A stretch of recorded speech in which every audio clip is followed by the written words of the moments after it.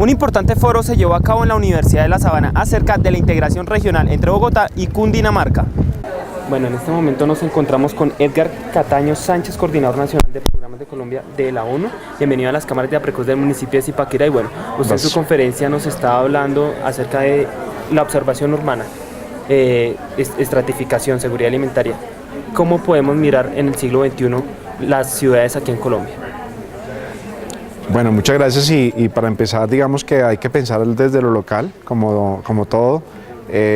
Hay que, digamos que repensar también el ordenamiento del territorio, sí, como dentro de la interrelación que existe entre las diferentes ciudades y los centros urbanos, considerando por supuesto, digamos que las vocaciones endógenas, como decíamos ahorita, las diferencias competitivas, que no solamente el sector público sea el que discuta sobre los planes de desarrollo y los planes de ordenamiento, sino tiene que ser el sector público, con el sector privado, con los sectores sociales, con los sectores académicos, para repensar mejor las ciudades colombianas, porque la tendencia actual es a crear ciudades bastante segregadas, y lo que el gobierno nacional viene haciendo tiene muchas razones en crear sistemas de ciudades que le permitan complementarse y actuar aprovechando, digamos, que las economías de escala que significa trabajar como sistema, ¿no?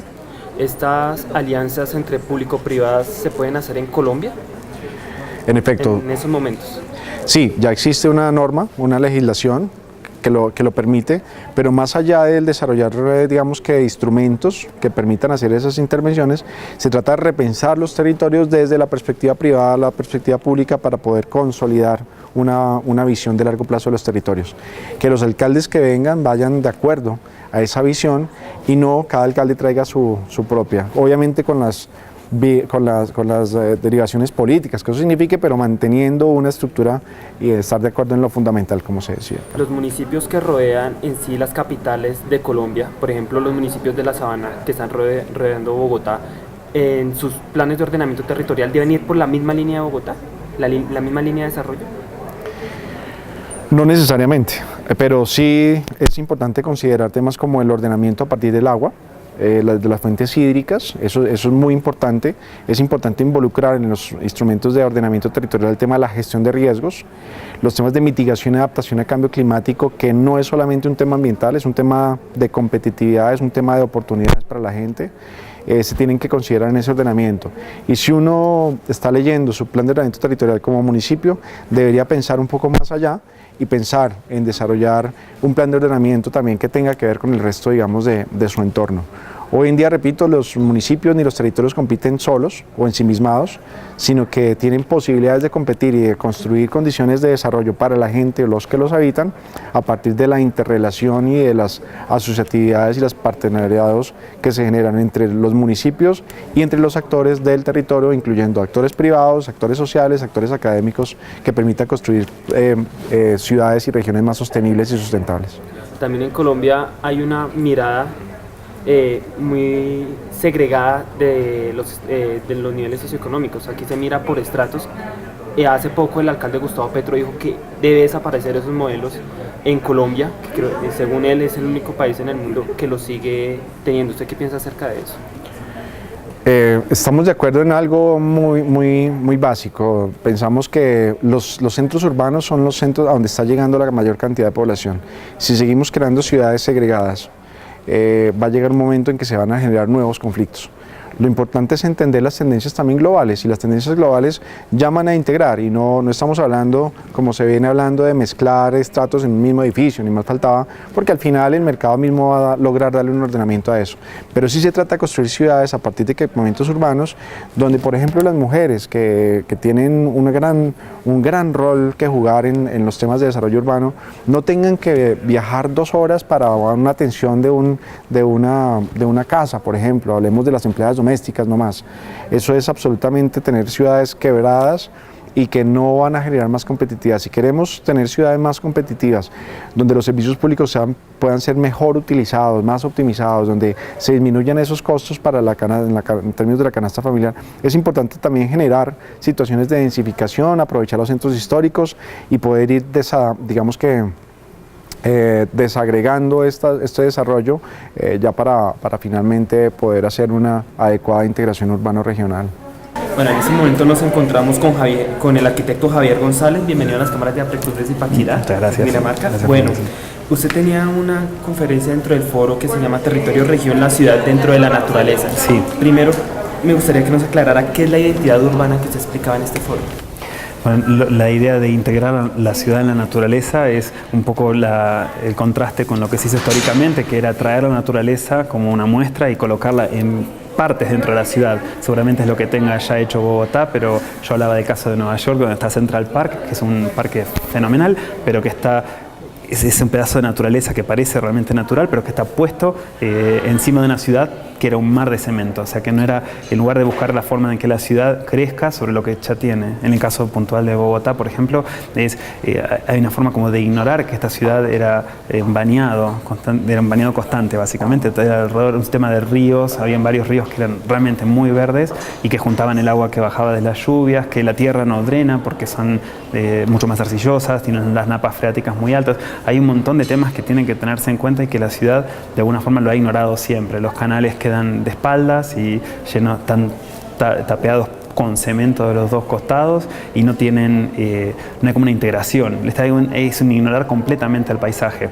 Hay algunos lugares donde han colocado árboles, hay partes que tienen un poco de verde, pero el verde está siempre en relación a los autos en la ciudad. Una cosa que me llama mucho la atención cada vez que estás en Bogotá es ver estos rulos que generan, que nosotros llamamos rulos, que son autopistas, calles o carreras que tienen solamente autopistas, que cuando bajan uno tiene estos rulos grandes que podría ser un espacio verde más útil y sin embargo son abandono. Las rotondas. Y están por todos lados. Es una superficie enorme que hoy por hoy tiene solamente césped cortado y árboles tirados al azar, parece realmente. ¿Qué debe hacer Bogotá para cambiar esa perspectiva de cemento y que sea una ciudad verde? Yo creo que la ciudad tendría que realmente tener una planificación general, un plano comprensivo de toda la ciudad y entender el agua y las aguas cómo se tienen que realmente mover, dónde se tienen que acumular y generar espacios donde no sean solamente canalizadas, sino que el agua pueda inundar. Han tenido una inundación hace 2 años, ¿no? Que fue terrible. Tengo entendido que esta misma universidad tenía capaz que 1 metro de agua. Y eso es porque realmente nadie está... Esas cosas van a pasar más seguido, va a ser algo mucho más común y nadie está pensando cómo se puede prevenir eso y jugar con eso en el buen sentido. O sea, tener un sistema de una topografía, por ejemplo, que permita lugares donde realmente se inunden y que estén planificados para inundarse, para que no pase que se inunde esto. Acá está al lado del arroyo y me imagino que el arroyo que pasa cerca habrá tenido que ver con lo que le pasó acá, pero todo Bogotá ha ignorado esos arroyos y ha como que tapizado en cemento también mucho, y lo que tiene verde es muy residual, porque es verde siempre al lado de alguna carrera o alguna vía de automóviles o los rulos, no, ¿cómo le llamamos? Las rotondas, una de esas rotondas que de vuelta es lo mismo y es algo aislado que me gustaría un montón conocer porque no conozco en detalle qué se hace con el agua ahí. O sea, quién analizó, capaz que se mete en cañerías y se manda a algún lugar, pero no hay, como me parece, un análisis general de cómo tratar justamente el agua en la urbanización. Bueno, Bogotá también está dentro de un departamento llamado Cundinamarca, que es un departamento donde pasa la cordillera central. Tiene mucho verde y está pegado al progreso, al desarrollo de todos estos municipios que se llama Sabana de Bogotá, que es la Sabana Central, la Sabana Norte, la Sabana Centro. Están pegados al desarrollo de Cundinamarca. ¿Cómo aprovechar la naturaleza y todo este verde que tienen nuestros municipios para buscar un desarrollo sostenible? Claro, bueno, deberían ser incorporados y de otra forma ese verde. En realidad estoy hablando tal vez de los lugares que ya están urbanizados, que ya tienen verde. El verde es como estético, está como puesto como de adorno, en lugar de que el verde guíe y sea la base de todo. En los lugares que vos me estás nombrando, que están afuera, que están capaz que en la cordillera, esos lugares todavía muchos no están urbanizados, o esos que son naturales, que han quedado todavía como originales, no los ves en la ciudad, no los ves para nada al entrar a la ciudad, no existen. Hay algunas cañadas verdes que lo tienen, pero no es, la ciudad realmente los ignora completamente. Yo creo que la ciudad le da mucho, tiene una riqueza enorme en el verde, rodeando la ciudad, pero la ciudad en sí es increíble cómo la ignora. Se ve un poco más en algunos barrios, hay, no sé, en el 86, yo me acuerdo que hay unos parques que están por ahí que son realmente más verdes y de plantas locales, no de eucaliptus, y que es el otro problema, ¿no? Que se han traído muchas especies que no son de acá y que se trata de obligar con tal de que haya algo de verde, pero eso es no entender el sistema, no entender el ecosistema que había, no entender cómo realmente funciona. Y yo creo que lo que vos nombrás, que es a las afueras de la ciudad, yendo hacia la montaña, son zonas que naturalmente han sido así y que han sido respetadas, todavía no han sido dañadas del todo, ¿no? Las cordilleras, salvo un poco de explotación forestal, siguen siendo bastante vírgenes. La ciudad esta barrió con todo lo que había y como que dijo barremos y empezamos de nuevo, y trajeron cosas de afuera para empezar de nuevo, como ideas de afuera que para un lugar de bañados no funciona.